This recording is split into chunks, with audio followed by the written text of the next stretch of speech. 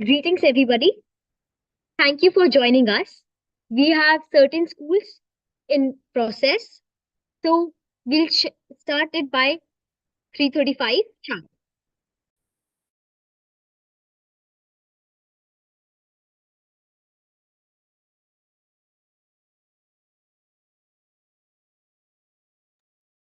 Respected participants, we are playing a video of last year.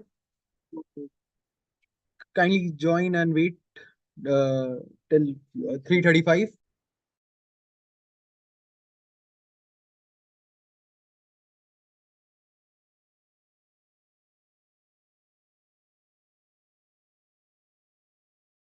Respected participants, we are playing a video of last year. Sustainable consumption and production. We had launched a program to eradicate single-use plastic pens from our classroom. Let's move in here back and recall the journey of this movement. Respected participants, we are playing a video of last year. Sustainable consumption and production. We had launched a program to eradicate single-use plastic pens from our classroom. Let's move in here back and recall the journey of this movement. Respected participants, we are playing a video of last year. Sustainable consumption and production. We had launched a program to eradicate single-use plastic pens from our classroom.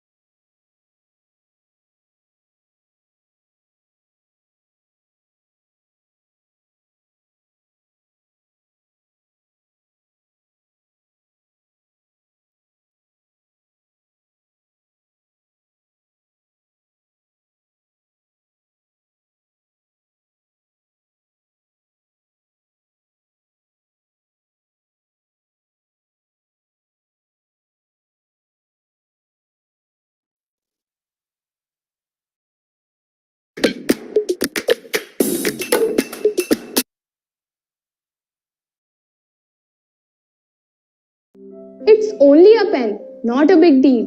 Use whichever you want.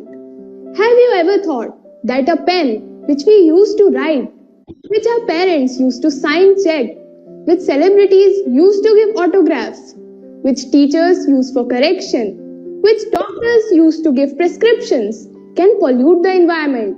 Never thought about it, right? It's only one plastic pen, said 8 billion people. Who are you kidding? Who has only one pen? Plastics are everywhere. They are at home, at workplaces, at schools. And yet they are just as polluting as plastic bags and straw. How many pens do you have at home? 10, 20, 50? Multiply this by billions of people, and that's a lot of pens being used. Society has been using disposable plastic pens for over 50 years now. It is estimated that the USA throws away 1.6 billion pens a year. If we imagine the amount of pen thrown away per year by the population of the world, it's mind-boggling. The condition in India is also the same. Around 1600 to 2400 million pieces of plastic pen are brought to the market every year. The unchecked use of plastic pens is causing adverse effect to the environment, and 91% of plastic waste generated through plastic pens is not recycled. Though a pen may be recyclable, but this does not apply to all its parts. The lid containing the ink is most often not recycled. This is because the ink they contain is considered contaminants.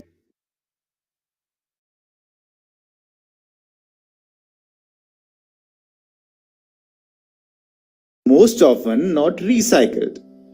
This is because the ink they contain is considered contaminants of other recyclable material. Also, the tip of the lid used for writing cannot be recycled due to their size and the fact that they also contain ink considered toxic or contaminants. हमने अपने school में pens के इस्तेमाल को लेकर के एक सर्वे किया। सर्वे में 64.8% स्टूडेंट्स ने सिंगल यूज बॉल पेन को अपनी पहली पसंद बताया। तो जेल पेन यूज करने वाले 28.8% स्टूडेंट्स हैं। फाउंटेन पेन यूज करने वाले केवल 6.6% स्टूडेंट्स हैं। Let's take an example. The number of pens used by a student in a week be 2. Then he is going to use 104 pens in a year. Now, taking it to a school with the capacity of 1000 students, then the consumption of pen by the school in a year will be 1,04,000 pens. Now, just talking about only a district, Udham Singh Nagar, which has 127 CBSE affiliated school. Now the consumption of pen in a year will reach to 1 crore 32 lakh and 8,000. Now if we calculate the total consumption of pens by Uttarakhand, then just add. It will be a surprising number. It is the right time to say goodbye to use and throw pens. Let's pledge together and always say no to single use of pen and switch to refillable fountain pens. It's the right time to evaluate our progress. See what the students of Little Scholars feel today. We should use fountain pen in a class. It is very useful. We can use them by refilling them as much as we want. Material used to make the pens is very harmful for the nature as it cannot be recycled.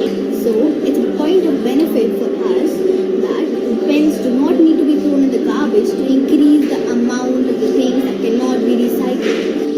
We will save our environment. We are saving ourselves indirectly. I agree that the fountain pens are more expensive than the usual plastic pens.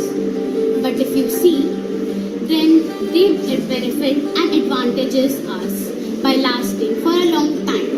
They can be refilled again and again, so I think I'm helping my mother nature by using them because they can be refilled and they are unlike those ballpoint pens. Dear all, I hope you all must have watched the presentation and understood the purpose of taking this initiative.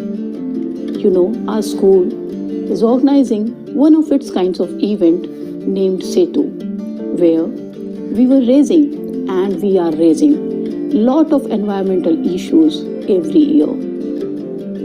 As far as the last year is concerned, you must have noticed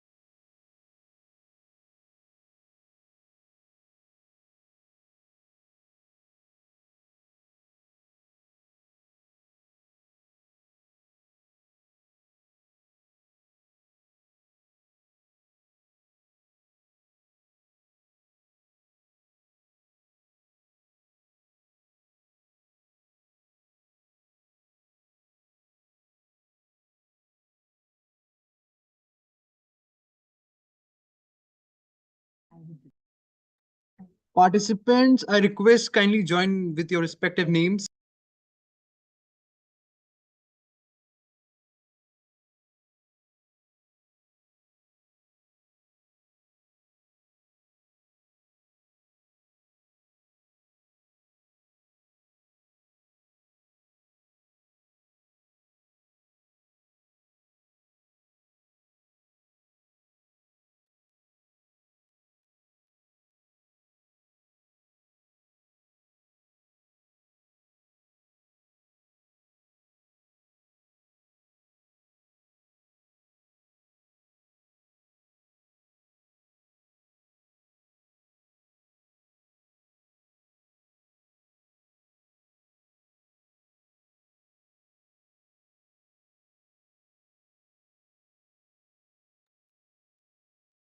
As they say, be the change you wish to see in the world. Greetings, everyone. I am Snehi Agrawal, and alongside me is Swarnim Garola. On behalf of the entire Little Scholars fraternity and SETU team, I would like to extend a warm welcome to this orientation program about effects of climate change on biodiversity. Hello, everyone. It's an honor to be here with you all. As Nehi mentioned, we are excited to kick off with this journey with you today. Before we start, let's get started and know the brief about what SETU is. SETU, social enterprise towards unified understanding and undertaking, is a way to sustain, maintain, and propagate. It aims to spread awareness on contemporary issues among millennials. Focusing on one of the 17 Sustainable Development Goals adopted by the United Nations. Started in 2015, SETU has been organizing annual events consisting of a series of planned activities, culminating to a grand finale. This year's theme is Effects of Climate Change on Biodiversity, and it is continuation with our previous year efforts through Swachh Bharat in 2015, Utopia in 2016, Carbon Footprint in 2017, Virtues in 2018, Clean Water Revival in 2019, Who Makes a City in 2020, Streets for Me in 2021, Sustainable Consumption and Production in 2022, Sustainable Aqua last year. The Little Scholars Social Service Group is constantly working for a cause. Since our inception in 1983, with the motto Service Before Self, we have continuously sought to educate and inspire change.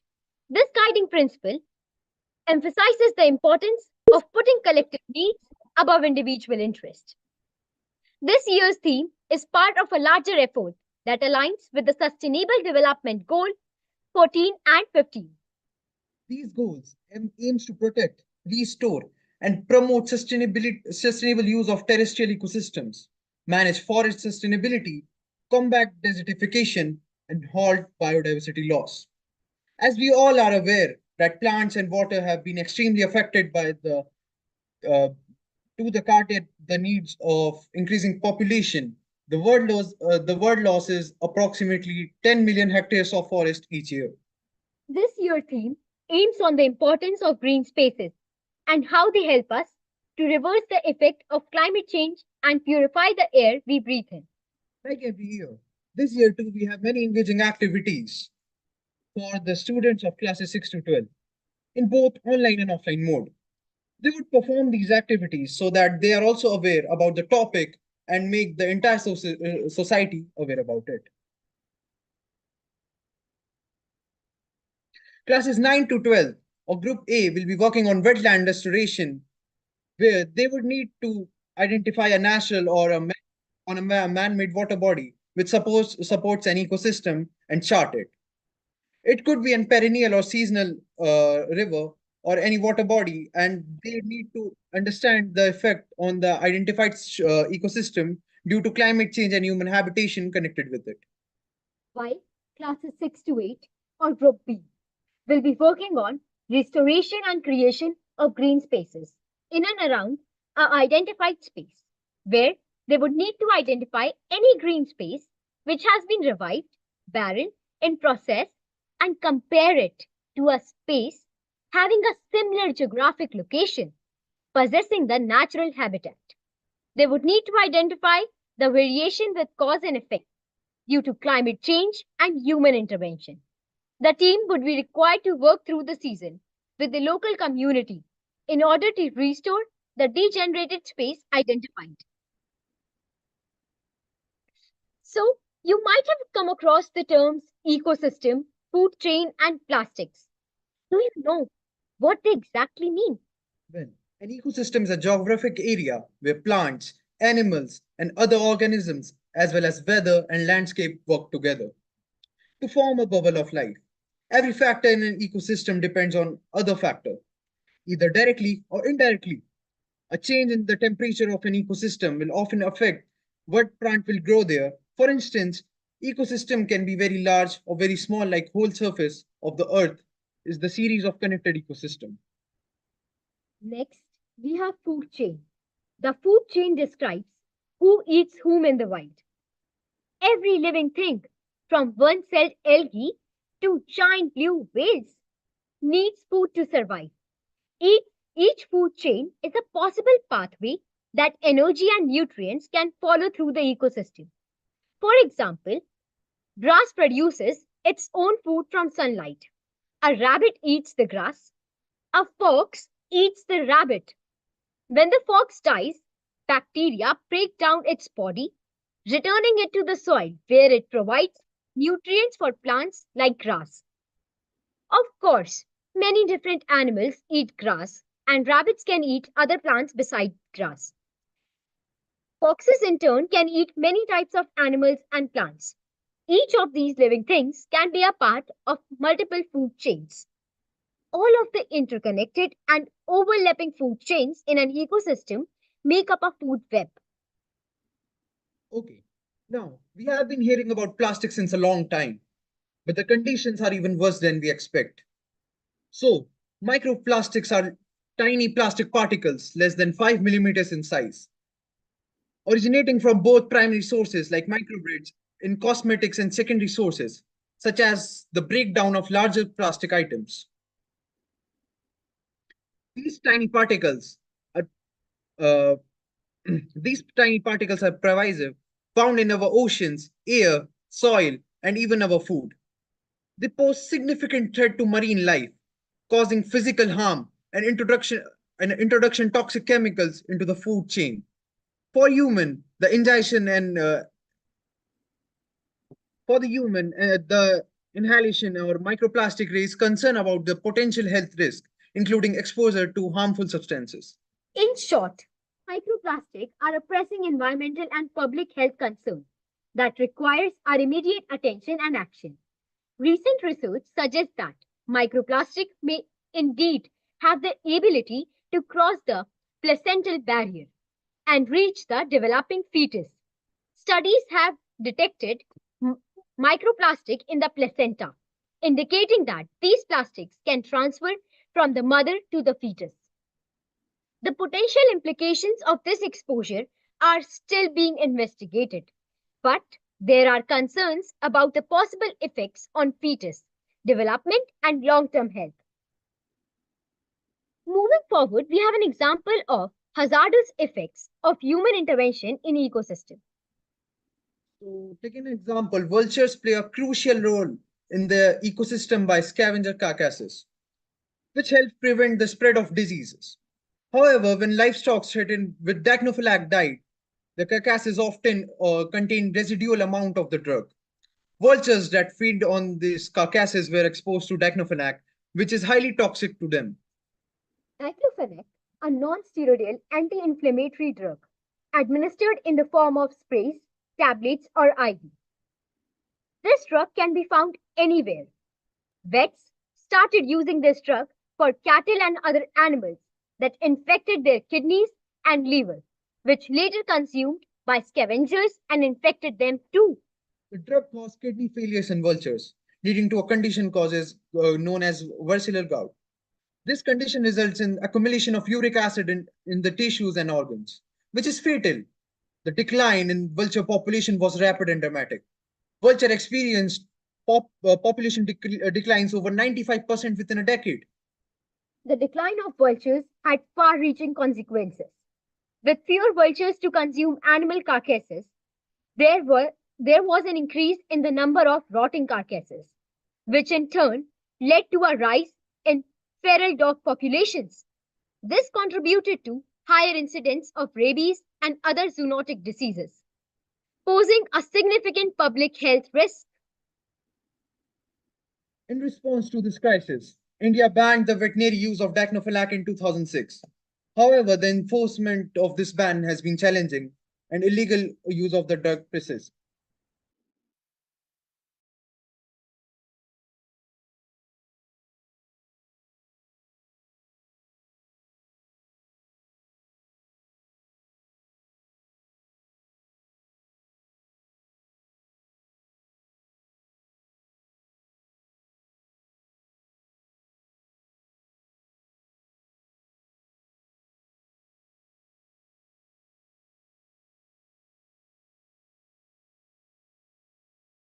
So, the Lu refers to the intense heat waves that impact northern India, accelerated by climate change.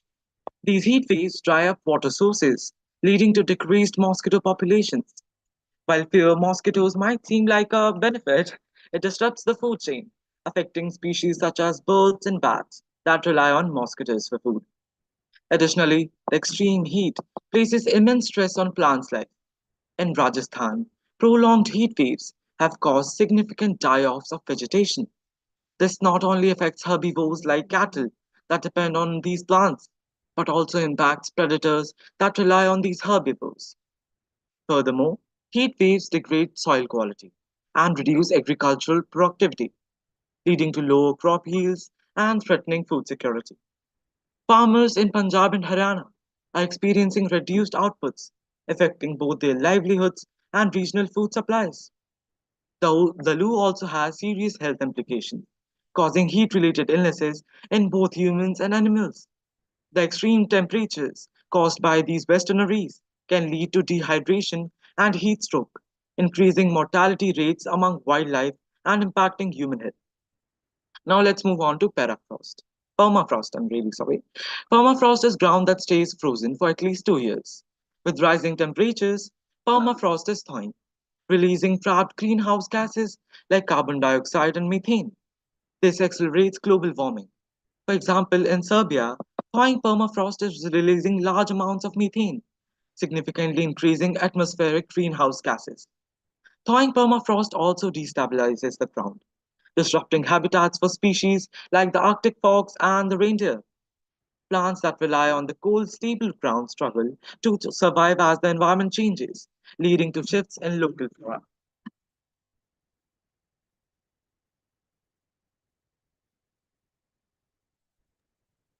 These were the few examples that made us realize the importance to work on the topic effects of climate change on biodiversity. So, now at this point, I would like to introduce you to some basic guidelines that needs to be followed throughout the event. Online training workshops conducted by various eminent resource persons to execute their projects at interval on Zoom platform. Each team will consist of 5 students participating in various workshops along with their teachers and mentors. There could be more than one team from each participating school in any event. Schools that are participating but are not able to be there in person at the venue on the final presentation day, a panel team should be introduced by the host to have their ideas presented. We would like to let you know that little scholars would be participating in this conclave, but would not be considered for any citations. And the workshop itinerary will be shared in the group. Online activities to generate a digitally compiled presentation. 2. Present their views culminating as a part of an offline event at Little Scholars on the 2nd October 2024. So now we would like to introduce you to the panelists that would be assisting us throughout the event. So for Group A, we have Soumya Prasad ma'am. Dr. Soumya Prasad is an ecologist with master degrees in Wildlife Institution of India and a PhD from Indian Institute of Science. She was assistant professor at Jawaharlal Nehru University until 2017 and joined NSI. Her research has focused on addressing plastic ingestion by animals, climate change for forest communities, developing effective management of invasive plants, and researching plant-animal interaction network in tropical forest. And for Group B, we have Riddhima ma'am and Ram Narayan sir. Ms. Riddhima Karwa is a development professional and a graduate in mathematics. She has a keen interest in behavior change communication and sustainable living. Her work at Do Not Trash primarily focus on creating content for citizens that will enable them to switch to sustainable living practices easily. Mr. Ram Narayan sir had spent more than half of his life in Sarmoli village, Munsiari, where he worked with 2 NGOs for almost 25 years. For 12 years, he worked in the Foundation for Ecological Security, starting as a project executive and later as a team leader. During this time, he supported communities in and around 100 villages in various fields, including forestry and forest conservation, animal husbandry, irrigation systems, and rural energy technology. So, as we wrap up, we would like you to ask your questions or any queries that you have.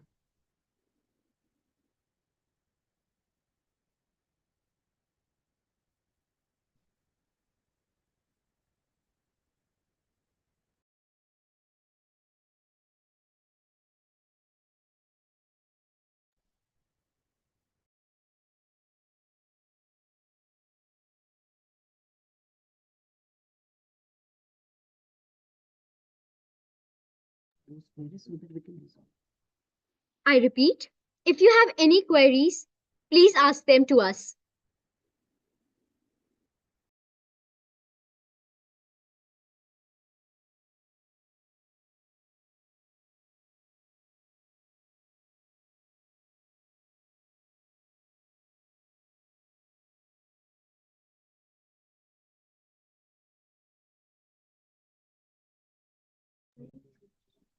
Any queries, participants?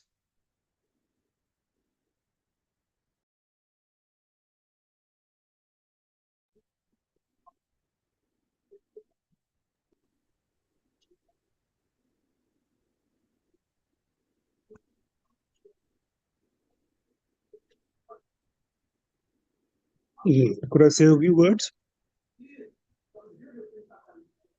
Yes, sir, please. Hello, everybody. This is hello from Little Scholars. We are this is the first time we are hosting about almost 35 schools plus for the moment, and hoping to add in a few more shortly. So I'm not aware whether everybody has been able to comprehend what the whole program is about. If there are any issues, obviously the students are there, but certain things we could try and bring across. And first of all, the idea behind this whole thing is that we would learn a lot of issues related to global warming and biodiversity, things we study in our school, such as we talk about food chains, we talk about biodiversity, we could talk about ecosystems, and this is something we can apply, especially for the teachers who are present. I mean, I think especially for classes 7 and 8, for biodiversity of maybe forests and food chains would be a very interesting topic to discuss within your classes.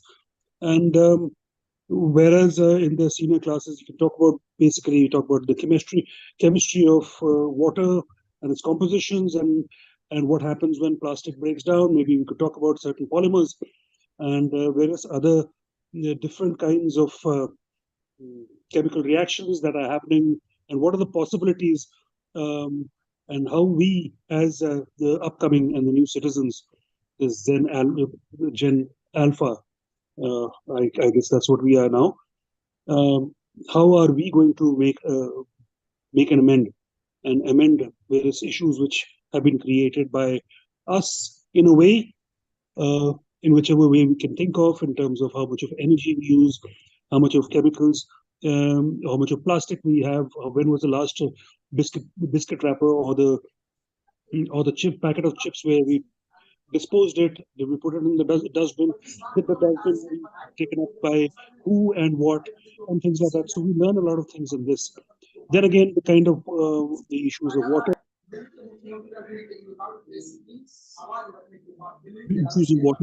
and how we are going to be addressing it. We have the sorry, anybody trying to say something? Hello, anybody wants to say something? Okay, so we come across the monsoons presently which are on. We've come across various things that are happening. We list in various places of the Himalayas, where people are witnessing flash floods where water is coming down in various.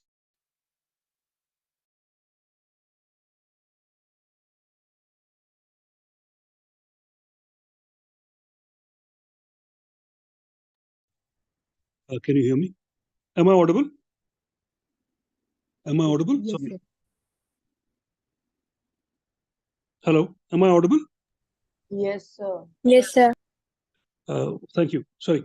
So there are a lot of things which we can do, and I'd like to make kind of really short and basically try and give you an idea of it. So we have a lot of things ahead, but how do we select our place? What are we looking at? That would be of great importance. Suppose till now we've been looking at our notebooks and our books, but here we got to look at. You have to look at your surroundings in a very, very different, with a very different perspective. What are we looking at in terms of when we're looking at the water around us? How's the river coming when it's coming and the whole place is flooded and now it's going to recede after some time in the month of April or September? The water is going to recede after the monsoons. What's going to happen to all the plastic that came down with the water? What's going to happen to the animals who are going to ingest this? Or what's going to happen to what is going to get go under the subterranean surfaces? So let's start looking at it in a different perspective. Similarly, when we look at the forest, people are generating forests out here. People are saying, let's go do plant some trees, and we are very excited about it. But have we kind of understood from our classroom observation as to which kind of animal, which kind of insects, which kind of bird is going to actually consume this particular tree, which is going to be part of the food chain? So we will start looking into this more deeply, and we're going to start looking at it in a different perspective. Look at what people are doing, how we look at it in our perspective, in our understanding, and let's see how we can present our views in this complete scheme of things. So I'll leave it here right now for anybody else for any other questions. Thank you for your